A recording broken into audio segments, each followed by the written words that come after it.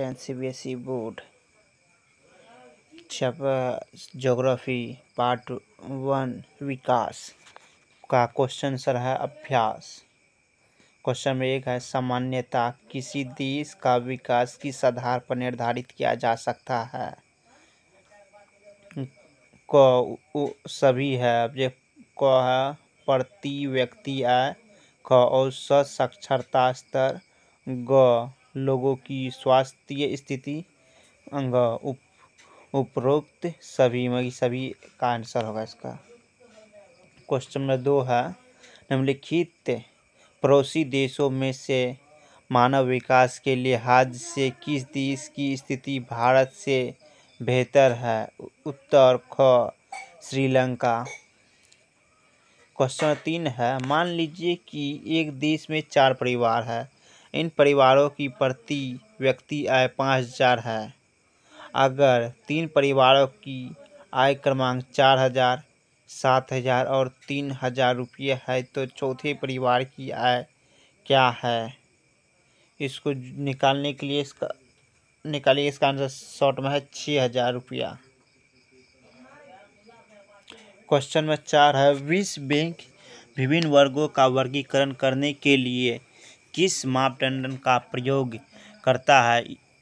इस मापदंड की और अगर कोई है तो सीमाएं क्या है। उत्तर, विश्व बैंक द्वारा विभिन्न देशों को वर्गीकृत करने में उपयोग की जाने वाली मुख्य कसौटी किसी देश की व्यक्ति के प्रति व्यक्ति आय या औसत आय है। इस मापदंड की सीमाएं यह हमें इस बारे में नहीं बताता है कि व्यक्तिगत देशों में लोगों के बीच यह औसत आय कैसे वितरित की जाती है। आय वितरण के संबंध में प्रति व्यक्ति आय वाले 2 देश बहुत भिन्न हो सकती है। एक के पास आय का समान वितरण हो सकता है, जबकि दूसरे में अमीर और गरीब के बीच बड़ी असमानताएं हो सकती है। राष्ट्रीय आय वर्गीकरण का अच्छा मापदंड नहीं है। क्वेश्चन नंबर 5 है, विकास मापने का यूएनडीपी का मापदंड किन पहलुओं में विश्व बैंक के मापदंड से अलग है। उत्तर, विकास को मापने के लिए यूएनडीपी द्वारा उपयोग की जाने वाली कसौटी विश्व बैंक द्वारा इस अर्थ में उपयोग किए जाने वाले से अलग है यह कि पहला पॉइंट, स्वास्थ्य विकास मापने का एक महत्वपूर्ण मापदंड है। जिस देश के लोगों की औसत जीवन प्रतीक्षा ज़्यादा हो उससे ज़्यादा विकसित माना जाएगा। दूसरा पॉइंट, शिक्षा किसी देश के शैक्षणिक स्तर को देख के उसके विकास का अंदाज़ा लगाया जा सकता है। तीसरा पॉइंट, आय प्रति व्यक्ति आय का इस्तेमाल करके यह अंदाज़ा लगाया जा सकता है कि उस देश में जीवन स्तर क्या होगा।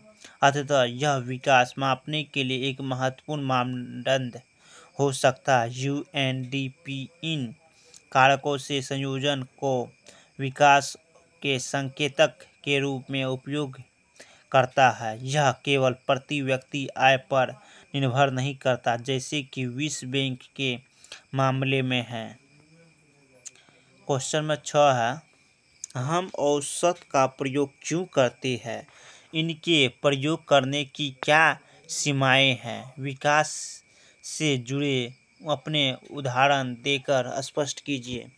उत्तर, हम औसत का उपयोग करते हैं क्योंकि एक वे ही श्रेणी के अलग अलग मात्रा की तुलना करने के लिए उपयोगी है। उदाहरण के लिए, किसी देश के प्रति व्यक्ति आय की गणना करने के लिए औसत का उपयोग करना होगा, क्योंकि लोगों की आय में अंतर है। हालांकि औसत के उपयोग की सीमाएं हैं। भले ही वे तुलना के लिए उपयोगी हो, लेकिन वे असमानताओं को भी पीछा सकते हैं। उदाहरण के लिए, किसी देश की शिशु मृत्यु दर उस देश की पैदा हुए पुरुष और महिला शिशुओं के बीच का अंतर नहीं है। इस तरह का एक औसत हमें इसके बारे में नहीं कुछ बताता है कि एक उम्र से पहले मरने वालों बच्चों की संख्या ज़्यादातर लड़के या लड़कियां हैं। क्वेश्चन नंबर 7 है, प्रति व्यक्ति आय कम होने पर भी केरल का मानव विकास क्रमांक हरियाणा से ऊंचा है। इसलिए प्रति व्यक्ति आय एक उपयोगी मापदंड बिल्कुल नहीं है और राज्यों की तुलना के लिए इस का प्रयोग नहीं करना चाहिए। क्या आप सहमत हैं? चर्चा कीजिए। उत्तर: केरल प्रति व्यक्ति हम आय के लिए हरियाणा से बेहतर मानव विकास क्रमांक है। हालांकि यह कहना गलत होगा कि प्रति व्यक्ति आय एक उपयोगी मापदंड नहीं है। प्रति व्यक्ति आय निश्चित रूप से एकमात्र मापदंड नहीं है और इसकी अपनी सीमाएं हैं, लेकिन इसका मतलब यह नहीं है कि यह बिल्कुल उपयोगी नहीं है। इस औसत की कमी का मुकाबला करने के लिए मानव विकास सूचकांक का प्रयोग किया जा सकता है। मानव विकास सूचकांक की तुलना के लिए विकास कारकों जैसे स्वास्थ्य, शिक्षा, आय के संयोजन का उपयोग करता है। साथ ही प्रति व्यक्ति आय राज्यों के मनी इंस्टीट्यूट्स की तुलना के लिए उपयोगी है। इस प्रकार प्रति व्यक्ति आय विकास कारकों में से एक है और इसे दूर नहीं किया जा सकता है। क्वेश्चन नंबर 8 है, भारत के लोगों द्वारा ऊर्जा के किन स्रोतों का प्रयोग किया जा सकता है, ज्ञात कीजिए। अब से 50 वर्ष बाद क्या संभावनाएं सकती है? उत्तर: ऊर्जा के वर्तमान स्रोत जो भारत के लोगों द्वारा उपयोग किए जाते हैं वे है बिजली। पहला पॉइंट, बिजली का उपयोग बहुत फैला हुआ है। इसके सहारे तरह तरह के यंत्र काम करते, साथ ही प्रकाश के लिए इस्तेमाल किए जाने वाले बल्ब भी इसके सहारे चलती है। कोयले का इस्तेमाल मुख्य रूप से ईंधन के लिए किया जा सकता है। कोयले का उपयोग वाष्प इंजन में उद्योग में कच्चे माल के रूप में होता है। तीसरा पॉइंट, कच्चे तेल का सबसे बड़ा हिस्सा ऊर्जा वाहक के लिए उपयोग किया जा सकता है, जिसे गैसोलीन, जेट ईंधन, डीजल और हीटिंग तेलों में जोड़ा जा सकता है। पांचवा पॉइंट, सौर ऊर्जा। इसका इस्तेमाल अब भी बिजली बनाने के लिए मुख्य रूप से किया जा रहा है। सूरज की ऊर्जा का इस्तेमाल रोशनी पैदा करने और हीटिंग के उद्योग से किया जा सकता है। अब से 50 साल बाद अन्य संभावनाएं में इथेनॉल, बायोडीजल, परमाणु ऊर्जा और पवन ऊर्जा का बेहतर उपयोग शामिल हो सकता है। ऊर्जा के नवीकरणीय स्रोत एक बार प्रयोग करने पर समाप्त हो सकती है। यदि हमें इन संसाधनों को बचाना है तो नवीकरणीय संसाधनों का उपयोग बढ़ाना होगा। क्वेश्चन नंबर 9, धारणीयता का विकास के लिए क्यों महत्वपूर्ण है? उत्तर: विकास के लिए धारणीयता का मुद्दा महत्वपूर्ण है क्योंकि विकास भविष्य के लिए भविष्य के साथ मिलकर होना चाहिए। यदि प्राकृतिक संसाधन का रख रखाव नहीं किया जा सकता है तो एक समय के बाद विकास रुक जाएगा। अनैतिक रूप से संसाधन शोषण अंत तक उस विकास का पूर्णवत कर देगा जो किसी देश के ने हासिल किया हो। ऐसा इसलिए है क्योंकि भविष्य में वे संसाधन आगे की प्रगति के लिए उपलब्ध नहीं होंगे। Question number 10। धरती के पास सब लोगों की आवश्यकताएं को पूरा करने के लिए पर्याप्त संसाधन है, लेकिन एक भी व्यक्ति के लालच को पूरा करने के लिए पर्याप्त संसाधन नहीं है। यह कथन विकास की चर्चा में कैसे प्रासंगिक है, चर्चा कीजिए।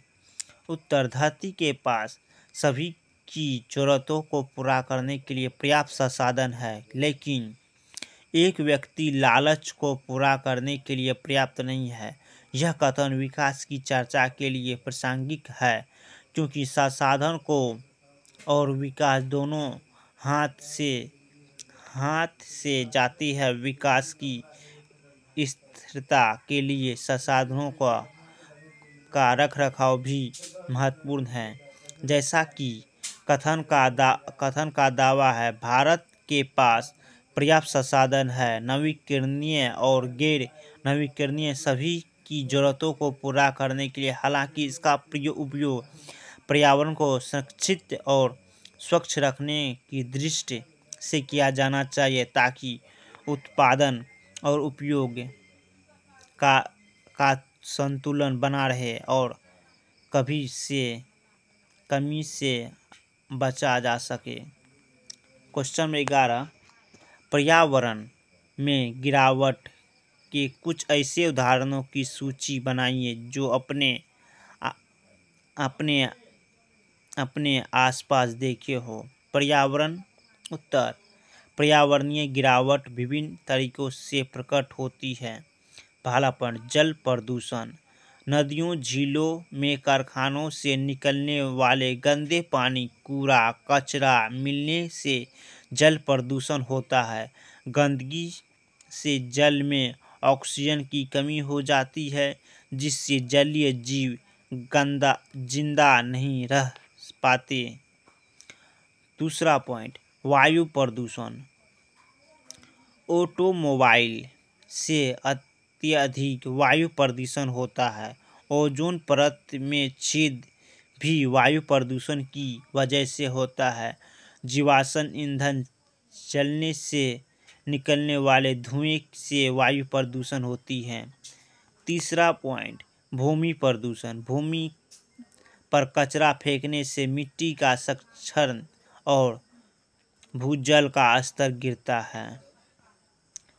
12वां क्वेश्चन, तालिका 1.6 भी दी गई प्रत्येक मद के लिए ज्ञात कीजिए जो कौन सा देश सबसे ऊपर और कौन सा सबसे नीचे है। तालिका जो वर्ष 2017 के लिए भारत और पड़ोसी देशों के कुछ आंकड़े,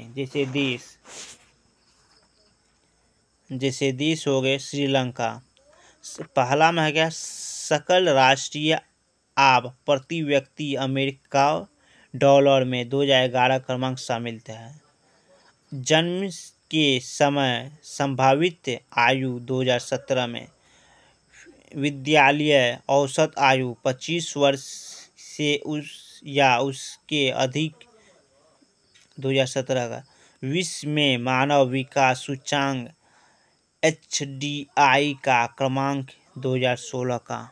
श्रीलंका का 11,326 जन्म वाला 75.5 10.9 और 76। भारत का 6,353 68.8 6.4 130।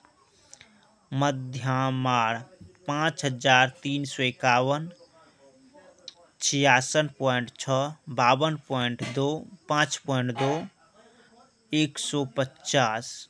पाकिस्तान 2471, 70.6, 4.9, 149। नेपाल 3677, 70.8, 72.8, 5.8, 136। उत्तर यूएस पहला का यूएस के प्रति व्यक्ति आय डॉलर सिर्फ देश श्रीलंका, निचला देश नेपाल, जन्म के समय की संभावित वायु शीर्षक देश श्रीलंका, निचला देश पाकिस्तान। तीसरा विद्यालय औसत वायु 25 वर्ष के उसके अधिक सिर्फ देश श्रीलंका, निचला देश नेपाल, मध्यम मर। चौथा पर दुनिया में HDI रेप जो सिर्फ देश श्रीलंका, निचला देश नेपाल। धन्यवाद।